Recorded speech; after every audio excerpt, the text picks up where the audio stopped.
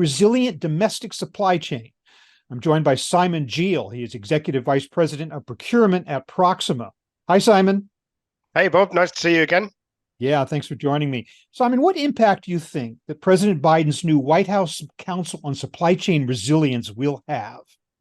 Well, I think as with any piece of legislation, you're always in two camps about whether it will have a huge amount of impact or not enough impact. But it certainly signals intent, doesn't it? And actually, if you Sure. look back across the administration, there's been a number of pieces of supply chain focused legislation, and I almost like to think of this as like the missing piece, the governance piece that sort of sits across the top, if you like, and makes sure that all the things that are supposed to happen do happen.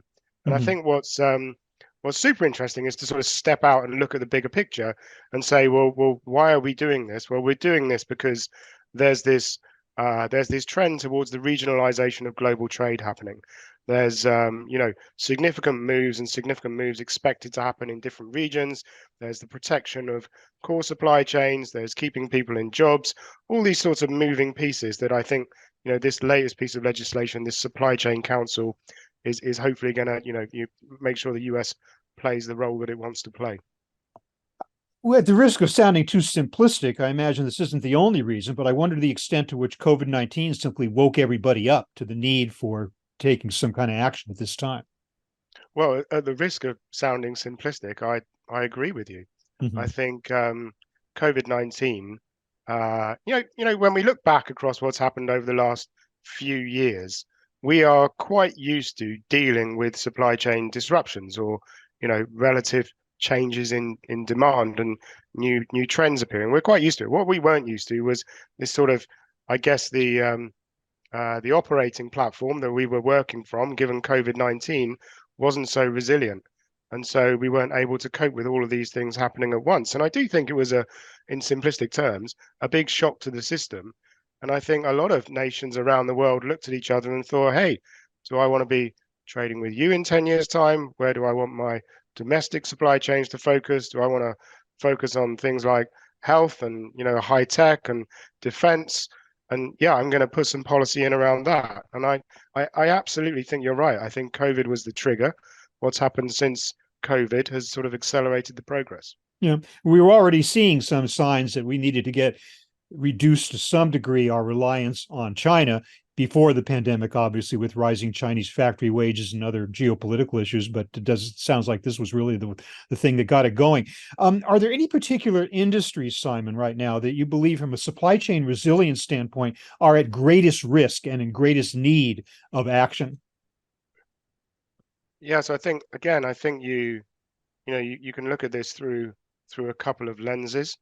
I think you can look at it through the lens of, where are people willfully employed? Which industries are people willfully employed in, and therefore we need to protect those. I think you can look at it from a supply chains of the future perspective, and in that respect, as I said, there's a lot of focus on defense, on pharmaceuticals and health, on high tech, agriculture, those sort of what's going to stand us in good stead in the future as a more, let's say, protectionist nation. And then I think you can look at, well, what's the balance of trade?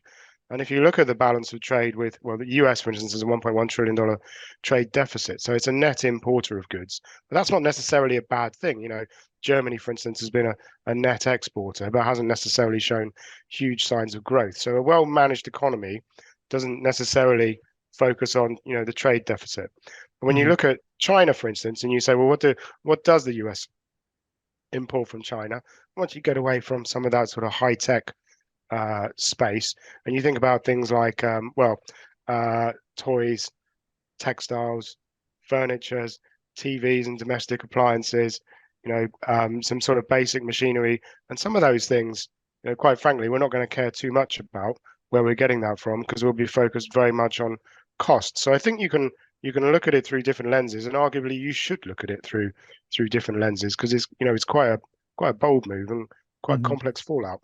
Well, of course, the Biden initiative is aimed directly at domestic supply chains, that is reshoring or onshoring of production right here within the borders of the United States. Of course, that isn't the whole story because we see a lot of nearshoring action happening too in Mexico and other places like that. So do you indeed see, I mean, to what degree is this discussion about onshoring versus nearshoring?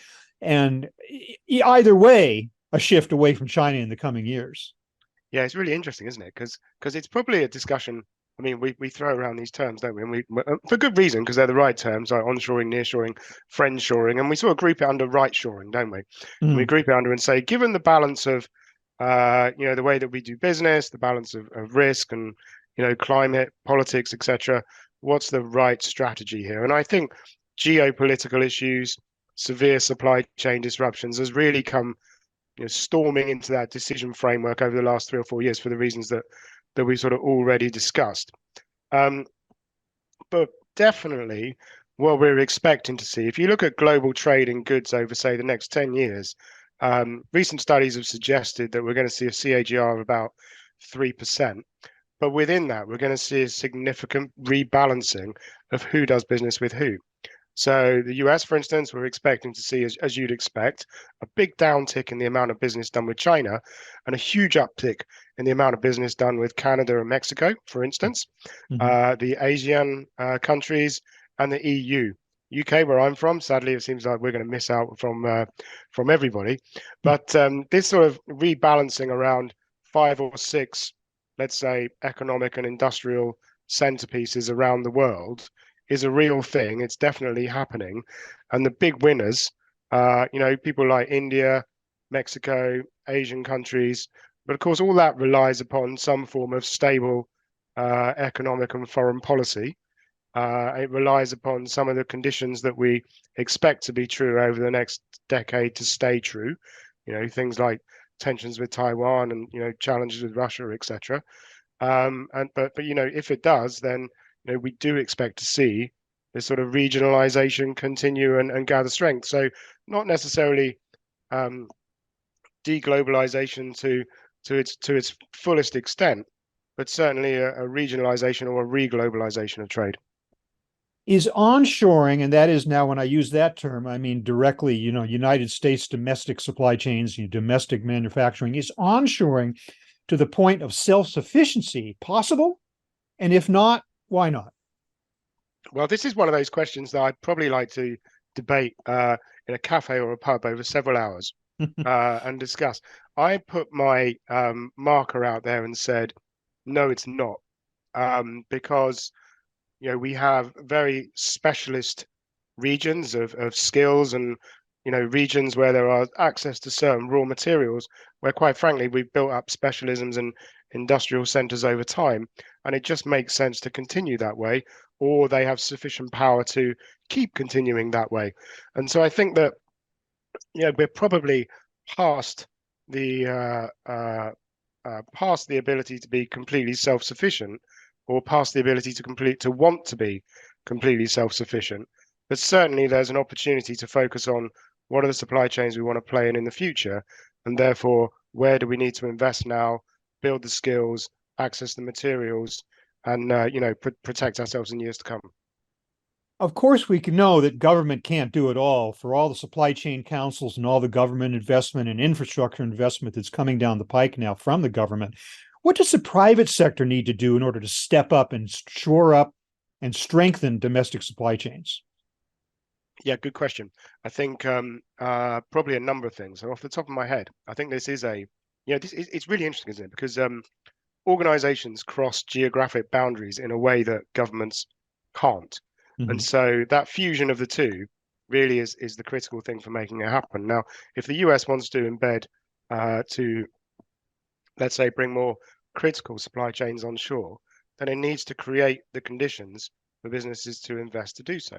So what do I mean by that? Well, some of the legislation recently has got some aid packages and amounts of money available for organizations who hit certain conditions and change their supply chains to a certain extent.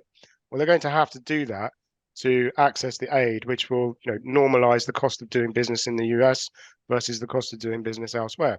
So I think that's one thing. Businesses have to adapt and change and focus on how to access this aid. Secondly, they've got to focus on the US as a market that they want to be in, to the extent that they want to focus on that much. If we look at India and we look at China, for instance, these are huge markets, growing markets, which are very, very attractive to Western businesses, but carry complications with doing business there. If you look at the balance of trade with China and the trade deficit with China, quite a lot of that, in terms of the dollar amount, is actually US businesses who are operating in China, but it counts as the trade deficit when you sum it all back up. So I think there's those sort of first two things around. Do we want to invest in the US in this way? Is this our strategy? And then secondly, well, how do we invest in the US this way? How do we make this cost neutral? And then you get into some of the other aspects of the legislation around things like risk and resilience, visibility of data, sharing of data, cooperation across organizations and public bodies, and that's another hurdle that we'll need to overcome. And we've already seen, some delays over the last couple of years in, the desire to share data across the logistics and transport sector, for instance. So it's not a slam dunk. This is not as simple as saying, well, we're all gonna focus on what's over here, because over here is an enormous market as well, which may deserve some focus. Well, one way or another, it seems like change is in the offing, and you can only hope it leads to more resilient supply chains, both domestically and globally. Simon Geale of Proxima, thank you so much for your insights. Really appreciate it. Thanks, Bob. Absolute pleasure.